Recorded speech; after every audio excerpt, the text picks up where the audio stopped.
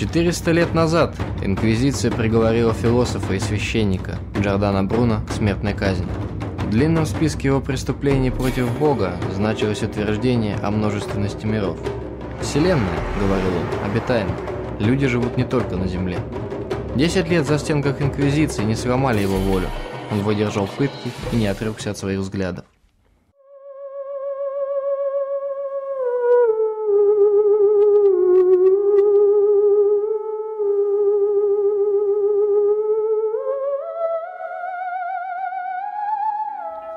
Прошло 4 века. Церковь покаялась и оправдала великого итальянца, а ученые вознамерились всерьез заняться поисками инопланетного разума. Человечество не в силах отказаться от соблазнительной и дерзкой идеи Джордано Бруно. Его гипотеза о множественности миров вдохновляет и российскую науку. Я не Джордано Бруно, если мне будет грозить сожжение, я, конечно же, займусь чем-нибудь попроще. Вот. Александр Зайцев, доктор физико-математических наук, один из ведущих российских специалистов по международным программам сети «Поиск внеземных цивилизаций» и «Мети. Послание внеземным цивилизациям», автор 3 межзвездных посланий. Мало кто знает, что гипотеза наличия звезд, планет и планетарных систем получила фундаментальное научное обоснование лишь в 1995 году. Так подтвердилось провидение Джордано Бруно: во Вселенной великое множество неизученных миров. Если даже малая их часть пригодна для жизни, то тысячи или даже миллионы из них могут быть обитаемыми и, возможно, достаточно развитыми, чтобы послать радиосигнал в космическое пространство. Поиском таких сигналов земляне занимаются уже 40 с лишним лет. Однажды удача вроде улыбнулась. В 1977 году радиотелескоп Вагая обнаружил сигналы, исходящие от созвездия Стрельца. Радиофизик Джерри Эммон, наблюдавший в ту ночь за записями приборов, в восторге написал «Вау». Под этим именем «Вау» сигнал и вошел в историю. Однако многочисленные повторные наблюдения этого участка Вселенной ни к чему не привели. Споры вокруг того события уже стихли. Тема поисков постепенно перестала быть сенсационной, а энтузиастов-ученых сильно поубавилось. Но идея Джордано Бруно по-прежнему живет в сердцах энтузиастов. Всего лишь один сомнительный сигнал за более чем 40 лет поисков не смущает Александра Леонидовича Зайцева. Его упорство вполне обосновано, ведь исследованная сегодня область Вселенной можно сравнить с крохотной каплей в огромном море. Я занимался радиолокацией планет и астероидов, и в моем распоряжении был единственный вне США планетный радиолокатор в Евпатории. И так получилось, что, идя вечером по Фрезену, я встретил своего школьного приятеля Валерия Домышева. Он говорит: слушай, в Евпатории ведь такой мощный радар, а я знаю, что американцы собираются отправлять в космос послание. Может быть, ты сможешь? Я говорю, замечательно. И после этого все завертелось. А для земной цивилизации все завертелось в начале 20 века. Чудеса науки посыпались тогда, как из рога изобилия.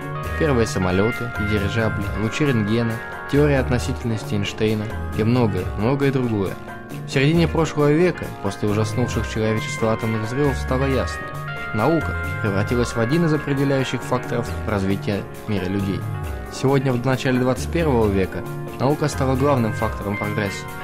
В наше время она может практически все, за исключением эликсира долголетия и машины времени. Хотя кто знает, какие горизонты откроются перед нами в будущем. Наверное, не случайно снова возник интерес к 400-летней идее об обитаемой Вселенной. Неспроста приехала в заповедный уголок на северо-востоке Московской области телевизионная группа из Голландии. Здесь, в районе Медвежьих озер, располагается уникальная радиолокационная антенна. Голландцы снимают научно-популярный фильм об успехах программ поиска внеземных цивилизаций сети Мети. Сейчас готовится модернизация российской антенны, которая в десятки раз повысит возможности нашего радиотелескопа для исследований дальнего космоса. Мне кажется, есть та ниша, в которой два этих уникальных инструмента в Медвежьих озерах и в Калязине могли бы быть использованы для поиска не всего многообразия звезд солнечного типа, а тех звезд, которые мы в свое время выбрали в качестве адресатов межзвездных посланий. 15 звезд. То есть, когда мы их выбирали, мы предполагали, что там возможна жизнь. И то, что они примут наши сигналы через 30 лет, через 40. Может быть, когда мы их выбирали, мы не ошиблись. Идея не только слушать космос, но и посылать свои сигналы братьям по разуму родилась в начале 60-х. Самым первым было послание советских ученых. Оно было отправлено в 1962 году из астрофизической лаборатории в Евпатории и содержало всего 3 слова: «Мир, Ленин, СССР». Если инопланетяне приняли этот сигнал, то понять его им, видимо, не удастся. Никогда. Следующее послание было отправлено при помощи самого большого в мире телескопа Аресиба из США в 1974 году. Оно было составлено Фрейком Дрейком и Карлом Саганом и длилось 169 секунд. Послание в закодированном виде содержало цифры от 1 до 10, состав ДНК человека, атомные числа некоторых химических элементов и состав Солнечной системы. Скептики считают, что оба послания затерялись в космосе и до адресатов не дошли. Оптимисты же готовят новые послания, и в этом деле у наших ученых есть ряд уникальных идей. Речь идет о том, чтобы сначала передать наши какие-то логические построения, и для этого используется дискретный набор частот 0 единиц, 0 единиц. А потом речь идет о том, чтобы передать наш внутренний эмоциональный мир в виде непрерывных изменений частоты. И тут вот уже перекидывается мостик к музыке. Причем не любая музыка годится. Потому что если мы передадим оркестр, который с точки зрения того неведомого инопланетянина представляет не что иное, как шум, когда много инструментов, каждый имеет свою партию и прочее, поэтому передается как бы скелет музыки. Речь идет о мелодии, очищенной от музыкальных ухищрений и обладающей особыми звуковыми характеристиками, которые пронесут эту мелодию через невероятные расстояния космоса без потерь. Единственный музыкальный инструмент, способный справиться с этой сложнейшей задачей, называется термин-вокс.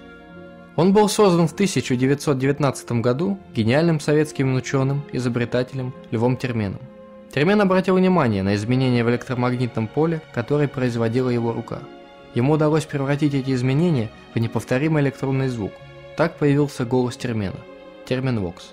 Электромузыкальный инструмент с минимальным уровнем обертонов, интересный для астрономов тем, что позволяет радиоволнам оставаться чистыми через десятки световых лет полета к звездам. Термен изобрел инструмент, в котором мы не добываем звуки, а управляем ими. Я могу управлять высотой звука, могу управлять громкостью.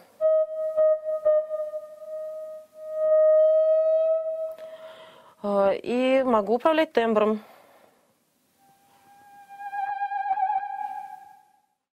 Это уже не дискретные изменения частоты, а плавные, связанные с нашим эмоциональным миром.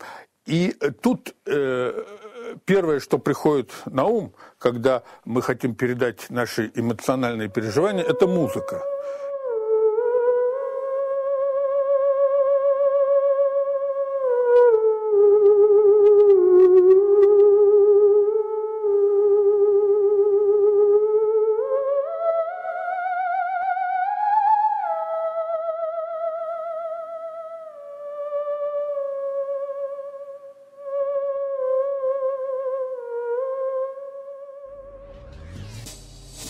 Казалось бы, стоящее дело отправлять свои послания братьям по разуму. Однако до недавнего времени Конгресс США строго запрещал любые послания в космос, ввиду того, что мы можем засветиться перед агрессивно настроенными внеземными цивилизациями, которые только и ждут того, как бы отнять у людей необыкновенную и привлекательную планету Земля. Если они такие могущественные, то они давно уже про нас все знают. По излучению систем противоракетной обороны, по телецентрам они тоже очень мощно излучают. Конечно же, они уже давно имеют такие громадные антенны, которые заметили такую аномалию в Солнечной системе, где есть какая-то слабая планетка, которая вдруг так ярко выглядит в радиодиапазоне. И у них сомнений на этот счет нет. Похоже, американцы сами поняли надуманность своих опасений. В этом году, в ночь с 4 на 5 февраля, они отправили к звездам песню «Битлз». Этот символический шаг, однако, показывает, что не осталось сейчас противников межзвездного общения. Факт послания вызвал в мире положительный, многомиллионный отклик.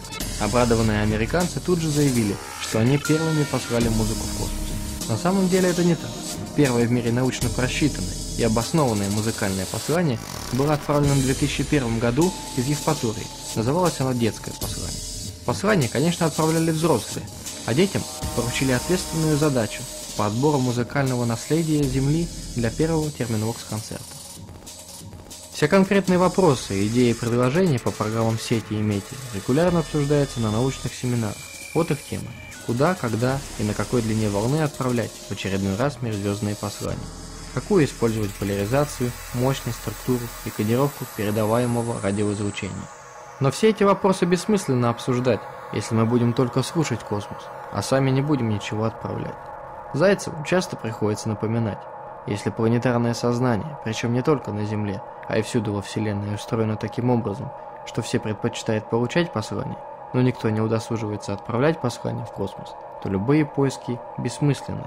Надо, чтобы кто-то и отправлял послания. Размах будущих исследований поражает воображение.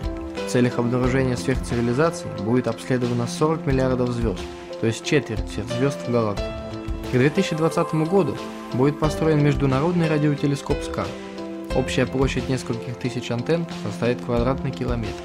У ближайших к нам звезд в радиусе 100 световых лет СКА сможет зафиксировать даже утечку обычного телерадиовещания, если они смотрят телевизор, разумеется.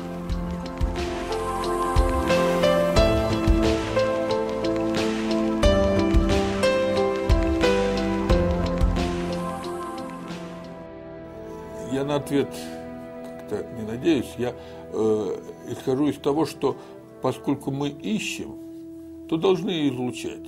А уж кого мы первого обнаружим, скорее всего, не тех, кому мы отправляем послание, а тех, кто также занимается, как и мы, передачей межзвездных радиопосланий. За плечами у Зайцева уже 3 послания. Последнее из них – «Космик Кол-2», отправленное в 2003 году из Евпатории в созвездию Кассиопеи. Этот сигнал дойдет до адресата быстрее всех предыдущих. До момента его прибытия осталось 28 лет.